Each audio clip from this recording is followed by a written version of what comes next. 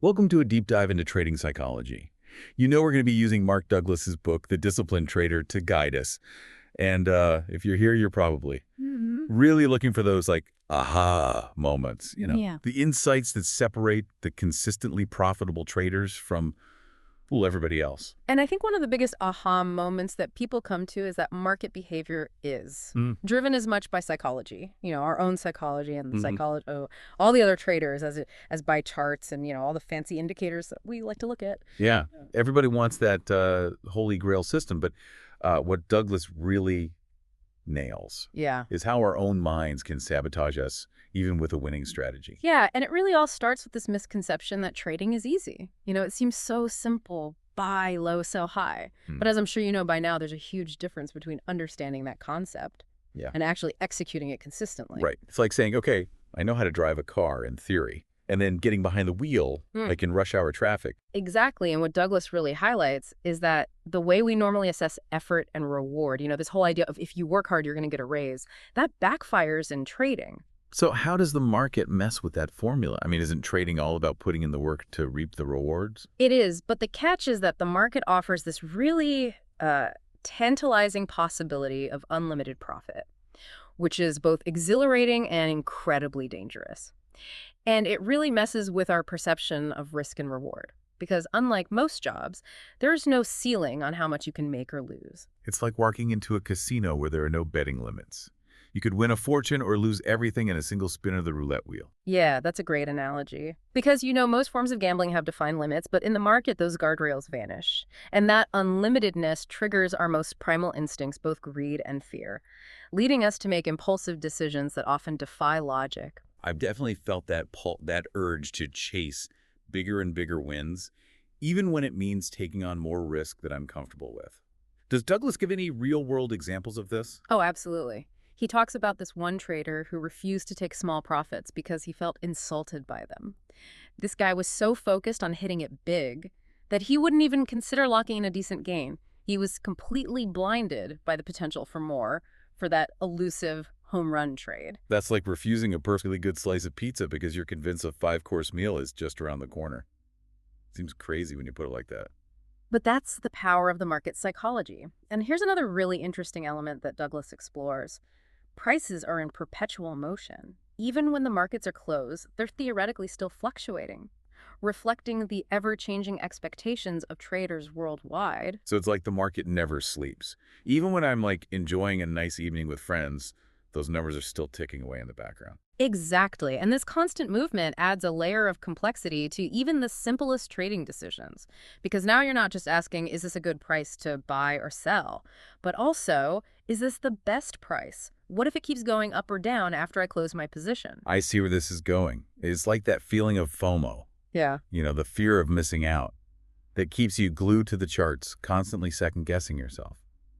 Is that what Douglas is getting at? Precisely. The market's constant motion preys on our indecision, fueling that nagging doubt that there's always a better opportunity just around the corner. So how do we deal with that? How do we make clear-headed decisions in an environment that's designed to trigger our emotional biases? Well, that's where things get really interesting. One of the most counterintuitive points that Douglas makes is that reasons are often irrelevant in trading. Wait, what?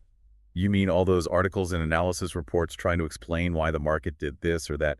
They don't matter? Well, it's not that reasons are completely meaningless, but they're often just stories we tell ourselves after the fact.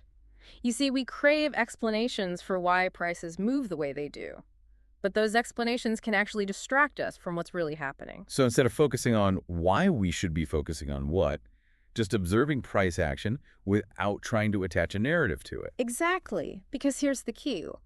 Traders don't always act rationally.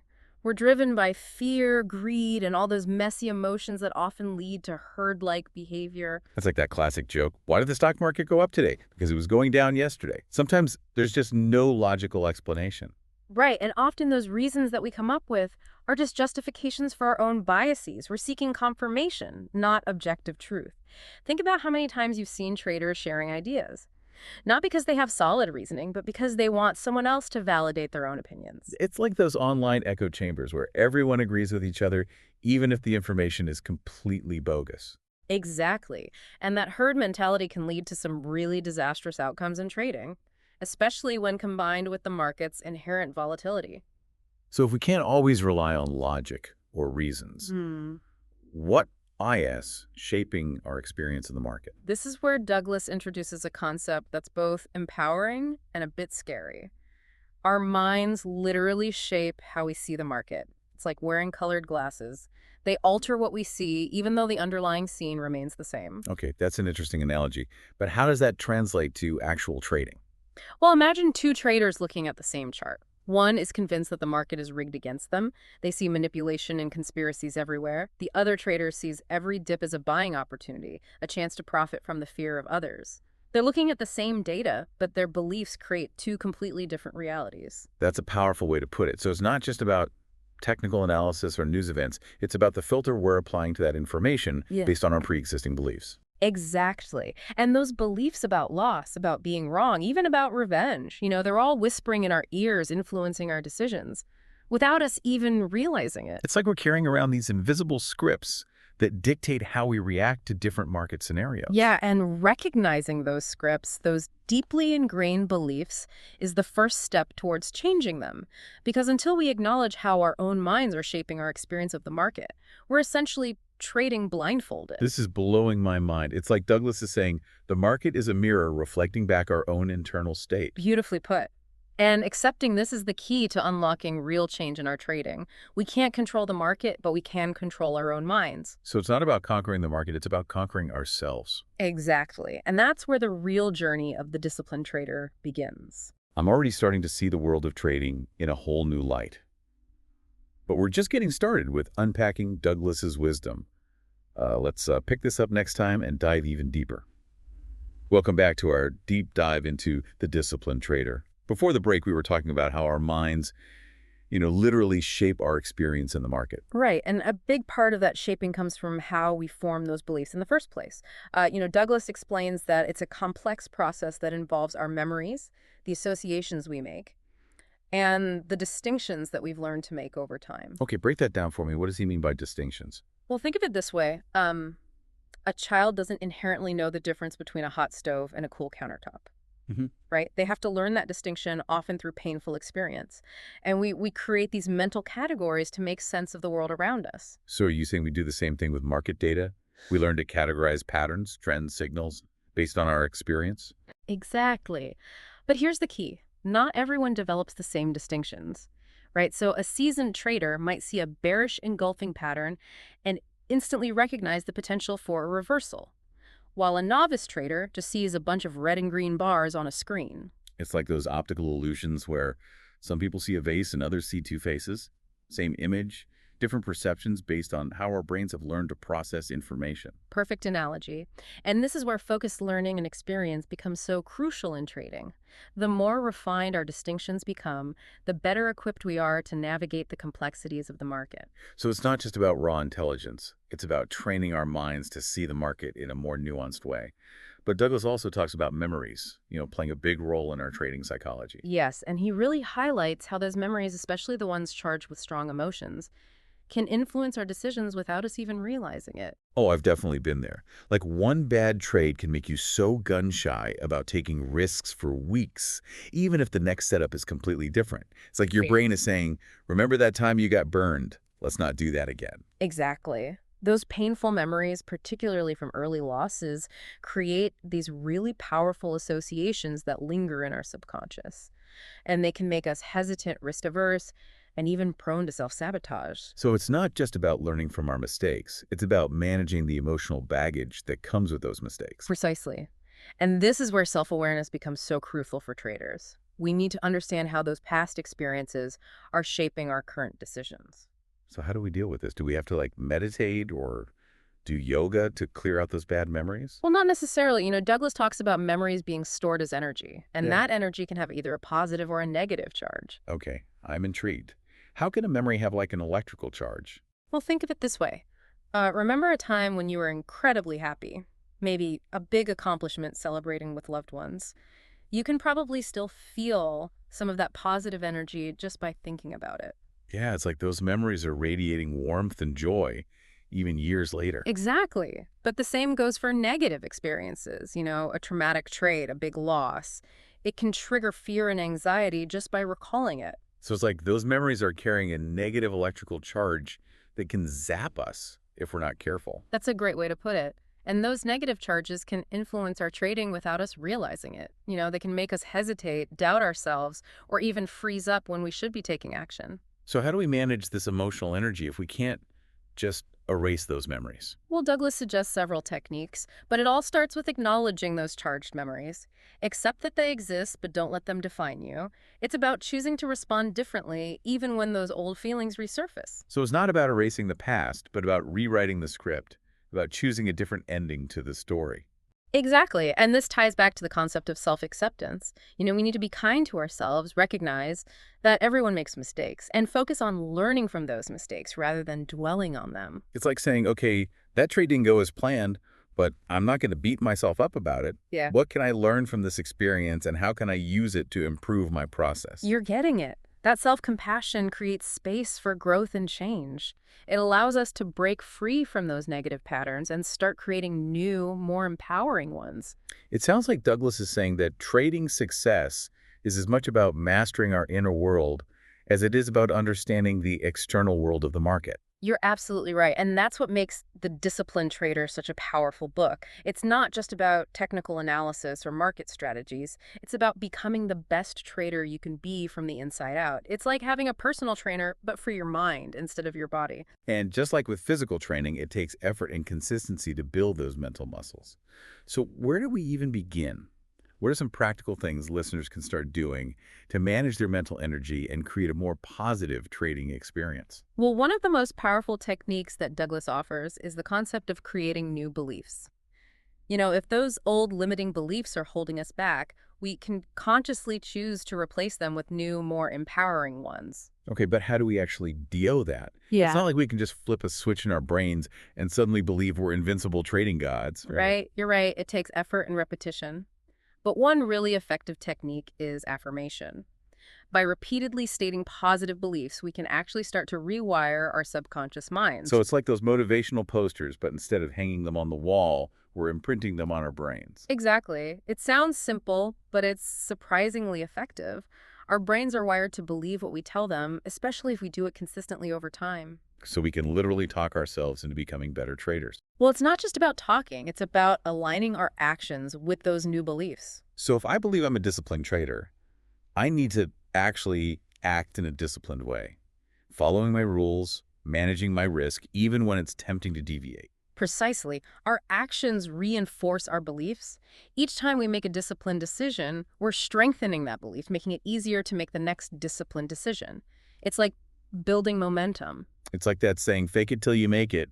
But in this case, it's act disciplined until you become disciplined. Exactly. And that's how we start to shift our trading experience from one of fear and uncertainty to one of confidence and empowerment. This is incredibly inspiring. It feels like taking back control of our own destiny in the market. And that's exactly what Douglas is advocating for. He's giving us a framework not just for understanding the market, but for understanding ourselves. This is truly mind-blowing stuff. But before we go too deep down the rabbit hole, let's explore this concept of flowing with the market that Douglas emphasizes. It sounds like a mystical martial arts technique. But I have a feeling it's a bit more practical than that. So we were talking about this whole idea of flowing with the market. Yeah. And it sounds kind of mystical. But I have a feeling Douglas has something very practical in mind. Yeah, you're right. It's not about channeling some mystical energy force or becoming one with the market. It's more about understanding the collective psychology that's driving those price movements, the forces behind the charts and the headlines. So instead of trying to outsmart the market, it's more about understanding the mood of the market, the collective beliefs and expectations of all the traders participating. Exactly. It's stepping back from our own biases and opinions and trying to see the market from a broader perspective. What's the prevailing narrative right now? What are the majority of traders expecting to happen? It's like reading the room, but instead of like a party. It's the entire financial world. You're trying to pick up on the energy, the vibe, to sense where things are heading. That's a great way to put it. And Douglas actually provides some really concrete tools for doing this, for analyzing market psychology in a way that helps us anticipate those big moves. Okay, I'm all ears. Give me an example. How can we actually see this collective psychology playing out in real time? Okay, let's take the example of a breakout from a long consolidation period. So imagine a stock that's been stuck in a tight trading range for weeks, maybe even months. What's happening during that consolidation? You know, traders are getting trapped. Some are buying, hoping for a bounce. Others are selling, fearing further losses. And that creates this buildup of energy, this tension that's just waiting to be released. So it's like a coiled spring, and eventually something's got to give. Exactly. And when that breakout finally happens, it's often explosive. The longer the consolidation, the more traders are likely positioned on the wrong side of the move, which fuels that momentum even further. So by understanding that dynamic, by recognizing those periods of consolidation and anticipating that eventual breakout, we can position ourselves to ride that wave of collective psychology. Precisely. It's not about predicting the future. It's about understanding the forces at play in the present and positioning ourselves to benefit from them. This is making me think about something we talked about earlier, self-trust.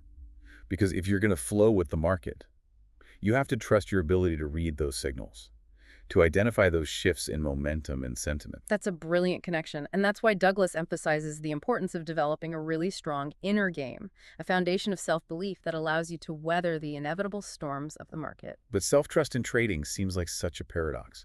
How can you trust yourself in an environment where you're constantly being bombarded with information news opinions, all designed to trigger your emotional biases? Yeah, it's not easy, that's for sure. Yeah. But Douglas argues that true self-trust in trading stems from structure and discipline. It's about having clearly defined rules for entry-exit risk management, and then the unwavering commitment to follow those rules no matter what. So it's not about finding some magic formula that guarantees you'll win every trade. It's about having a process that you trust a system, that you've back-tested and refined, and then having the mental fortitude to execute that system consistently, even when your emotions are screaming at you to do otherwise. You're nailing it. It's about taking the emotion out of trading as much as possible, making decisions based on logic and analysis, not fear and greed. But we're human beings, not robots. We're always going to have emotions. How do we reconcile that with this need for discipline and objectivity? Right. Well, that's where the concept of accepting losses comes in. Remember, we talked about the market's unlimitedness, the potential for both unlimited profits and unlimited losses. Right. It's that double-edged sword that makes trading so alluring and so dangerous at the same time. Exactly. And if we're not psychologically prepared to accept losses as part of the game, those losses can really derail us. You know, they can trigger fear, doubt, and even revenge trading, leading us to chase our losses and dig ourselves into an even deeper hole.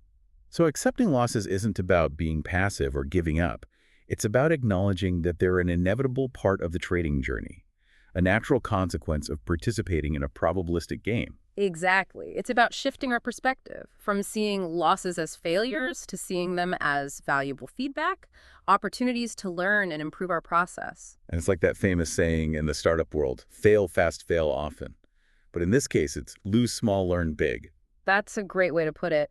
And this ties back to the importance of developing a winning attitude. You know, a mindset that allows you to stay focused and resilient even when faced with setbacks. It sounds like Douglas is saying that true trading success isn't just about making money. It's about mastering ourselves, about becoming the best versions of ourselves as traders. We're getting it. It's about developing that unshakable inner strength that allows you to navigate the inevitable ups and downs of the market without losing sight of your goals. This has been an incredible deep dive. I feel like we've only just scratched the surface of what Douglas has to offer in Disciplined Trader. Yeah, But we've covered some really powerful concepts today. we have. And I hope our listeners are walking away with a renewed sense of the importance of understanding the mental game of trading. You know, it's not just about charts and indicators. It's about mastering our own minds, cultivating self-awareness, discipline, and a healthy relationship with risk and reward. It's about recognizing that we're not just trading the market, we're trading ourselves. And the more we understand our own psychology, the better equipped we are to achieve consistent success in this challenging and rewarding endeavor. Well said. And remember, the power to succeed lies within each and every one of us. It's about unlocking that potential, embracing the journey, and never giving up on our dreams. That's a perfect note to end on. Thanks for joining us on this deep dive into the Disciplined Trader. We hope you found it insightful and inspiring. Happy trading, everyone.